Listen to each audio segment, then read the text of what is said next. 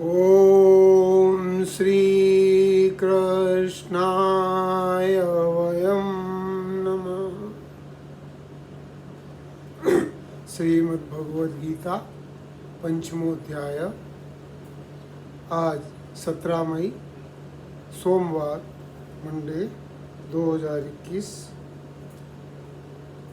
हम 5वां अध्याय कर रहे हैं और 6 श्लोक तक कर लिया था। आज 7वें श्लोक से आगे करेंगे। पहले हम 7वां श्लोक पढ़ लेते हैं। योगयुक्तो विशुद्धात्मा विजितात्मा जितेन्द्रियः सर्वभूतात्मभूतात्मा कुर्वन्नपि न लिप्यते। यहाँ से भगवान कृष्ण अध्यात्म का विषय, गूढ़ विषय यहाँ से शुरू कर देते हैं। और जैसे एक मंझे हुए गुरु का एक कहने का तरीका होता है, वो यहाँ से आप महसूस करेंगे कि कैसे ये आगे चलता है। आज हम 5 श्लोक लेंगे और इन 5 श्लोक में भगवान ने आध्यात्म का एक बेस तैयार कर दिया, एक जगह तैयार कर दी जिसके ऊपर अध्यात्म की बातें की जा सकती हैं। भगवान कह रहे हैं, पहले हम इसके सिंपल मीनिंग को देखें। हम तीनों कमेंट्रियों से कुछ न कुछ लेते हुए चलेंगे। भगवान इसमें कहते हैं योग युक्तो मतलब कर्म योग में लगा हुआ है। जो मनुष्य कर्म योग में लगा हुआ है। विशुद्धात्मा, जिसका अंतकरण शुद्ध हो गया है, निर्मल हो गया है। विजितात्मा, जिसका शरीर उसके कंट्रोल में है। शरीर, इसमें मन बुद्धि सारी चीजें आ जाती है। शरीर जिसका उसमें, जितेंद्रिय, जिसकी इंद्रियां उसके वश में है। सर्वभूतात्मा, और जो सब प्राणियों की आत्मा को अपनी आत्मा समझता है। संपूर्ण प्राणियों को सहचर समझता है, अपना ही भागी समझता है। बोलते हैं कुर्वन् न लिप्यते, ऐसा कर्म करते हुए भी नहीं लिप्त होता है।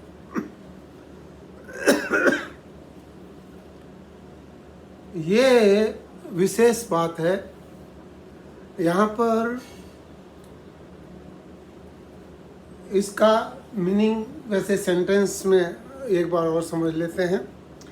जिसकी इंद्रियां अपने वश में हैं, जिसका अंतकरण निर्मल है, जिसका शरीर अपने वश में है और संपूर्ण प्राणियों की आत्मा ही जिसकी आत्मा है, ऐसा योगी कर्म करते हुए लिप्त नहीं होता।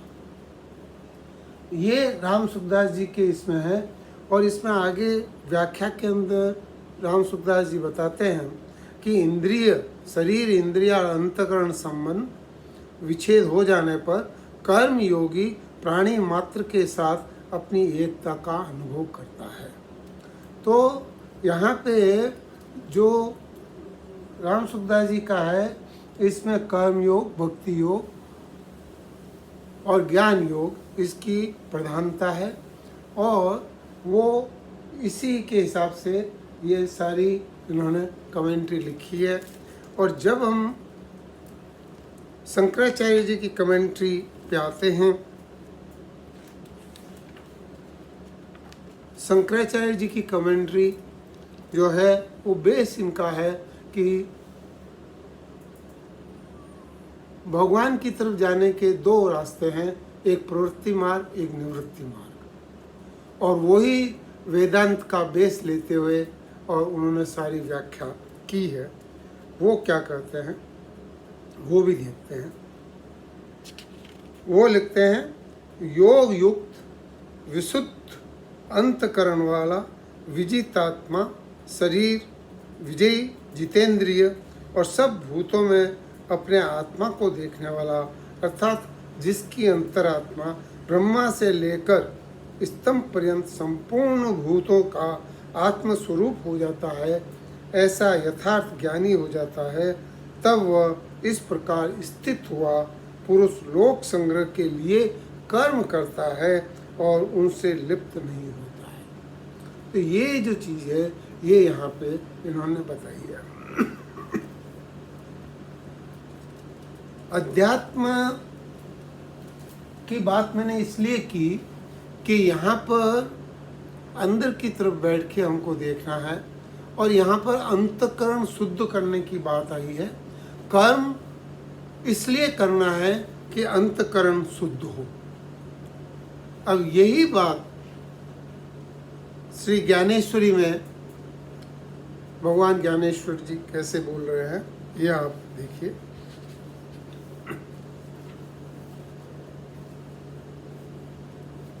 वो कह रहे हैं कि माया और मोह से अपने मन को हटाकर, मन इम्पोर्टेंट, माया और मोह, माया में मोह आ गया लेकिन फिर भी विशेष कर उन्होंने मोह को उसके साथ में जोड़ के दिया। माया और मोह को अपने मन से हटाकर एकदम अलग करके और गुरु के उपदेश से अपने मन का सारा मल धोकर शुद्ध कर डालते हैं तथा उसे बड़ी दृढ़ता से आत्म स्वरूप में अच्छी तरह स्थापित कर देते हैं। तो गुरु की प्रधानता, अध्यात्म में गुरु की प्रधानता जरूरी है। तो गुरु की प्रधानता यहाँ बताया, माया से दूरी बताई, मोह से दूरी बताई और उसके बाद में क्या बोल रहे हैं वो सुनिए। एग्जाम्पल, वो उनकी भाषा बिल्कुल ही एक विशेष है। बोलते हैं जैसे लवण जब तक समुद्र में नहीं पड़ता तब तक वह समुद्र से भिन्न, उसका आकार और उसकी दृष्टि, उसका तरीका उसके समक्ष बहुत ही तुच्छ जान पड़ता है। समुद्र व्यापक है लेकिन लवण तुच्छ है। जब समुद्र के अंदर, जब वही लवण समुद्र में घुलकर उसके साथ एक जीव हो जाता है तब वह समुद्र की भांति व्यापक हो जाता है। ये चीज यहाँ पे बताई, ये सारी चीजें जो हैं बताया कि जब तक तुम्हारा अलग अस्तित्व है तब तक तुम लवण के जैसे ही हो, लेकिन जब तुम्हारा अस्तित्व अपने आप का मिट जाता है और वो समुद्र के अंदर मिल जाता है, इसके अंदर अध्यात्म में बोलते हैं कि एक लवण, नमक की ढेली या नमक का एक आदमी बना दो और वो आदमी को उसके अंदर डालो, वो धीरे धीरे धीरे धीरे जाके घुल जाएगा और जब पूरा वो घुल जाएगा तो वो समुद्र हो जाएगा। समुद्र का उस लवण से कोई इफेक्ट नहीं पड़ता। और ये जो चीज़ है ये समझने वाली बात है। और ये इसके अंदर बताया कि जब तक समुद्र की भांति व्यापक और अनंत हो जाता है, वैसे ही जिसका मन संकल्प विकल्पों से निकलकर चैतन्य में मिल जाता है और उसके साथ समरस हो जाता है, वह मनुष्य यद्यपि देखने में देश काल दृष्टि से अनन्य लोगों की तरह, दूसरे लोगों की तरह वो एक देश में स्थित जान पड़ता है, तो भी अपने आत्म स्वरूप में तीनों लोकों को आच्छादित कर देता है। और ऐसा मनुष्य विषय में कर्ता, कर्म और इसी तरह अन्य बातों का सहज अंत हो जाता है। तब वह चाहे सब कर्मों को करता क्यों नहीं रहे, वह तो सदा अकर्ता ही रहता है। यहाँ पर ज्ञानेश्वरी में सीधी सीधी बात बता दी, मतलब कि एक एग्जाम्पल को लेके उन्होंने अच्छी तरह से बता दिया कि वो आदमी कैसा होता है। और ये जो योग युक्तो विशुद्ध आत्मा, विजितात्मा, जितेंद्रिय, सारा उसका मल निकल जाता है और वो सारी आत्माओं में एक हो जाता है। लवण उसके अंदर सब सारा लवण एक हो जाता है।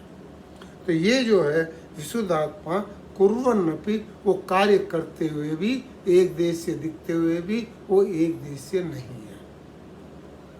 तो ये जो चीज है ये विशेषता है। आगे 8वां और 9वां श्लोक बहुत ही विशेष है। इसके अंदर श्लोक को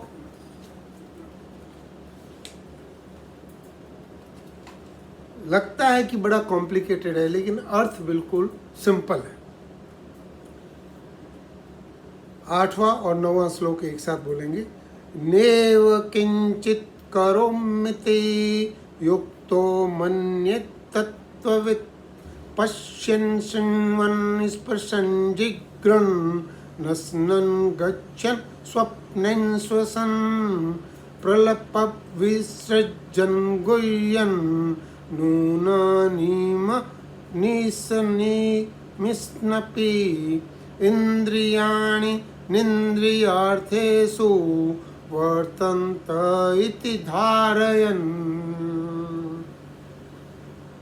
राम सुखदास जी इसमें बोलते हैं, तत्व को जानने वाला वो योगी, जिसकी अभी पिछले श्लोक में बात हुई है कि तत्व को जानने वाला योगी, सांख्य योगी, देखता हुआ, सुनता हुआ, छूता हुआ, सूंघता हुआ, खाता हुआ, चलता हुआ, ग्रहण करता हुआ, बोलता हुआ, मल मूत्र त्यागता हुआ, सोता हुआ, श्वास लेते हुए, आँख खोलते हुए या आँख मूंदते हुए, बोले कहाँ तक मैं तुम्हें बताऊं, संपूर्ण इंद्रियों के विषयों में बरत रही है, ऐसा समझकर मैं समय कुछ नहीं करता, ऐसा वह योगी मानता है। तो योगी की परिभाषा यहाँ पे बताई कि वो सारे काम करता है, लेकिन उन काम से उसका कोई भी अटैचमेंट नहीं है। अब इसको समझने के लिए कैसे समझेंगे, तो ज्ञानेश्वरी में इसका बताया है।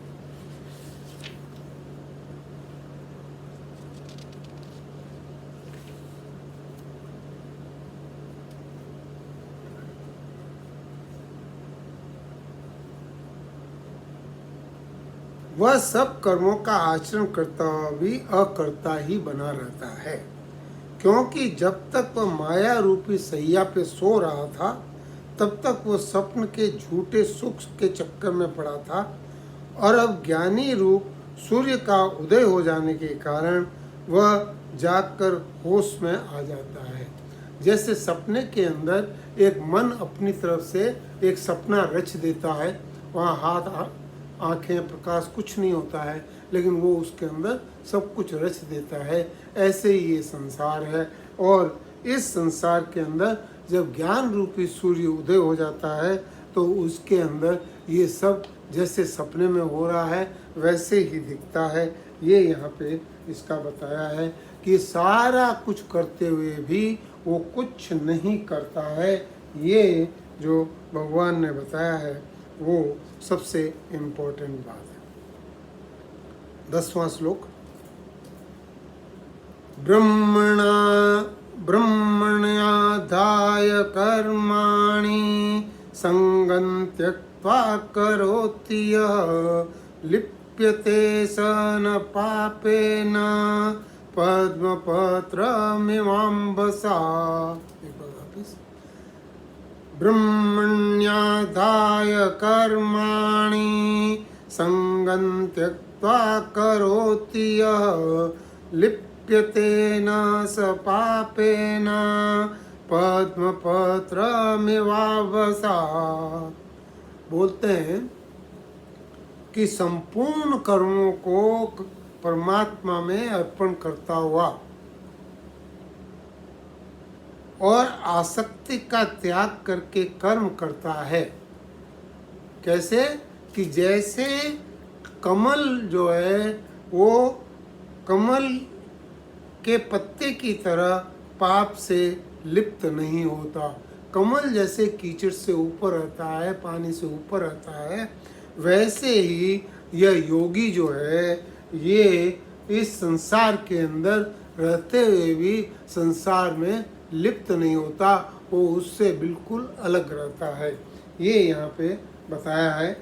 और 11वां श्लोक बहुत इम्पोर्टेंट है। ये पूरी इसकी बात को यहाँ पर कंप्लीट करता है। बोलता है कायेन मनसा बुद्धया केवलेरिन्द्रियैरपि योगिनः कर्म कुर्वन्ति संगं त्यक्त्वा आत्मशुद्धये।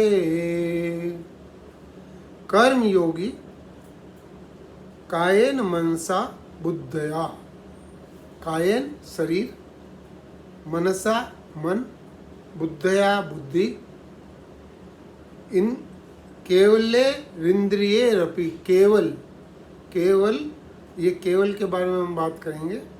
कर्म योगी जो है वो बोलते हैं कि आसक्ति त्याग कर, केवल का मतलब होता है ममता रहित, जो पहले भी बताया है और पिछले उसके अंदर तीसरे अध्याय के अंदर 30वां श्लोक उसके अंदर भी बताया है कि केवल ममता रहित इंद्रियां, शरीर, मन और बुद्धि द्वारा अंतकरण की शुद्धि के लिए ही कर्म करता है। अंतकरण की शुद्धि के लिए ही जो कर्म करता है वो योगी। तो वो योगी ये यहाँ पर व्याख्या में बताते हैं, ममता का सर्वथा नाश होने पर ही अंतकरण की शुद्धि होती है। अब यहाँ पे एक बड़ी विशेष बात है, वो ये है कि जब तक मैं ये समझता हूँ कि मैं मेरे अंतकरण का शुद्धि कर रहा हूँ, मैं ये साधन कर रहा हूँ, ये जब तक आप समझते हो तो सूक्ष्म अहंकार बना रहता है। और जब आपने ये बोला कि ये अंतकरण भी मेरा नहीं है और ये अंतकरण की भी संसार का है, तो सारे संसार के जितने प्राणी हैं उन प्राणियों के लिए कर्म करना है, ऐसा जब हम सोचने लगते हैं तो ये केवल स्थिति है। ये केवल स्थिति का मतलब क्या है कि ममता रहित, अंतकरण में लेस मात्र भी अहंकार का नहीं होना, अंतकरण के अंदर लेस मात्र भी अहंकार का नहीं होना। अब ये यहाँ पर जो बात बताई है ये आध्यात्म की सर्वोच्च उत्तम स्थिति है और इसको समझना भी मुश्किल है।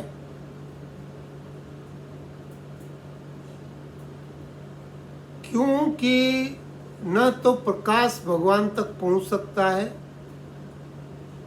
और न ही हमारे शब्द भगवान तक पहुंच सकते हैं।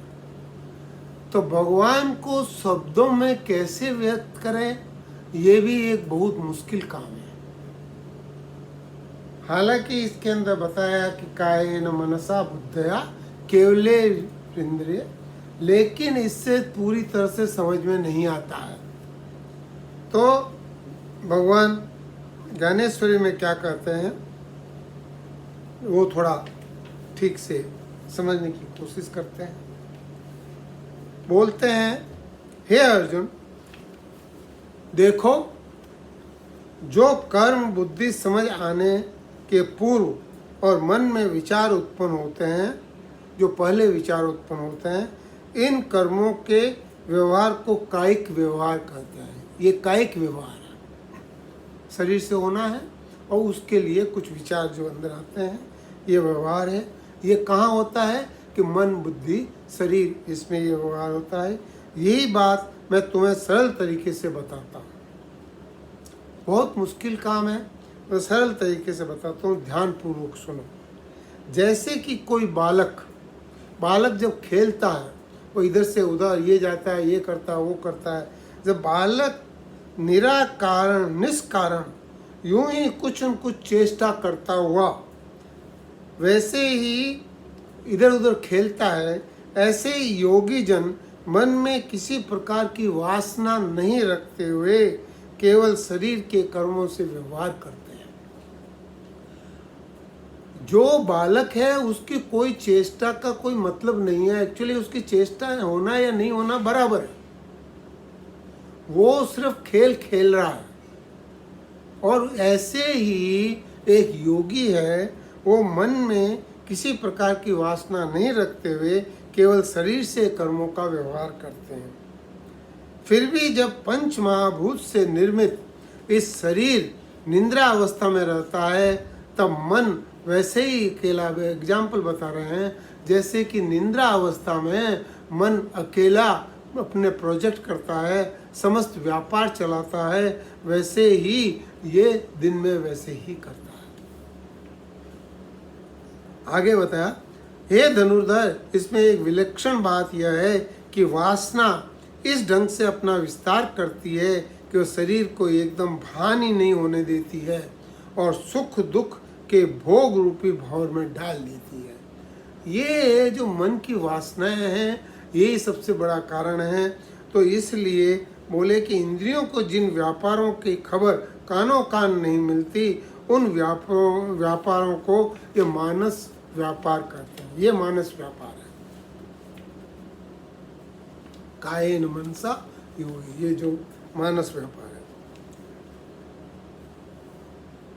योगी जन इस मानस कर्म को तो करते हैं, पर मन में अहम भाव का दूर तक रिश्ता नहीं होता है, इसलिए वे कर्म उनके लिए बंधन कारक नहीं होते हैं। ये मानस कर्म होता है, उनको भी कर्तव्य न कर्तव्य की एक भान होती है, उनको भी पता है कि वो क्या कर रहे हैं, लेकिन उनके मन में चूंकि अहंकार का लेश मात्र भी कुछ नहीं होता है, इसलिए वह इसके अंदर बंधन कारक नहीं होते हैं। जैसे एग्जाम्पल बताया, कोई व्यक्ति पिशाच बाधा से बाधित होता है, जब उसकी इंद्रिय चेष्टाएं विक्षिप्त सी जान पड़ती है, उसे अगल बगल के सब लोगों के स्वरूप तो दिखाई देते हैं, सब दिखते हैं, और उसे आवाज़ देकर बुलाया जाए तो वो सुनता भी है और समय उसके मुख से कुछ बोलता भी है, किंतु देखने में जो दूसरे लोग हैं वो जब उसको देखते हैं तो उसको क्या समझते हैं कि ये कुछ नहीं समझता, ये पागल है। तो ये जो चीज़ है ये सब रहने दें, प्रयोजन के बिना अर्थात कोई हेतु न रखते हुए भी कुछ करता है, ये सब इंद्रिय का कर्म ही समझो। तो ये इंद्रियों का कर्म ये करते केवले इंद्रिय रपी, तो ये इंद्रियां अपना कर्म करती हैं, लेकिन जैसे कर्म कौन कौन से वो पहले आगे डिस्कशन होगा, वो सारे कर्म इंद्रियां करती हैं, लेकिन उनकी कोई वासनाएं नहीं होती है। और ये जो चीज़ है, इसलिए ऐसा समझो कि श्री कृष्ण अर्जुन से बोल रहे हैं कि सब जगह जानने का जो कार्य है वह सचमुच बुद्धि का है, ऐसा तुम समझो, बुद्धि का है। और वो लोग बुद्धि पूर्वक पूरे मनोयोग से सारा कर्म तो करते हैं, लेकिन अपनी निष्काम वृत्ति के कारण मुक्त से रहते हैं। बुद्धि सब जगह है, बुद्धि सब जगह है। तो ये जो बुद्धि है, बुद्धि से कर्म तो होता है, लेकिन मन उसमें नहीं होता है। ये योगी की विशेषता है। मन, हम 5वें अध्याय में क्या सुनना चाह रहे हैं, 5वें अध्याय में क्या देख रहे हैं कि मन से लेके हम सारी चीजें देख रहे हैं। ये जो शरीर है, बुद्धि मन कायन मनसा, इसमें मन की अगर कोई रोल नहीं हो, मन अगर बिल्कुल शांत है, मन की कोई चेष्टा नहीं है, कोई वासना नहीं है, तो ये योगी इसी ढंग से काम करता है। इसे निष्काम वृत्ति कहते हैं, कारण के वे मुक्त रहते हैं। बुद्धि से लेके शरीर पर्यंत तक अहम भाव का स्मरण नहीं रहता, इसलिए वे सब प्रकार से कर्मों का आचरण करते हुए भी विशुद्ध ही बने रहते हैं। कितना सुंदर वर्णन हुआ है, इसको शब्दों में क्या बताएं।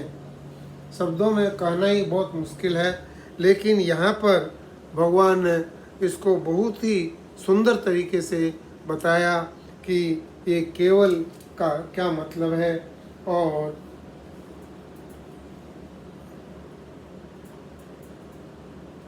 अंतकरण के साथ अपना संबंध नहीं मानना। जब तक मैं अंतकरण से अपना संबंध मानता हूँ, ये मेरा अंतकरण है, तब तक आप उसमें फंसे पड़े हो। तो ये जो चीज़ है, ये यहाँ पर समझना है। तो ये यहाँ पर बताया है। तो ये जो 7वां, 8वां, 9वां और 10वां और 11वां, ये जो है, ये आध्यात्म के विषय में पूरा एक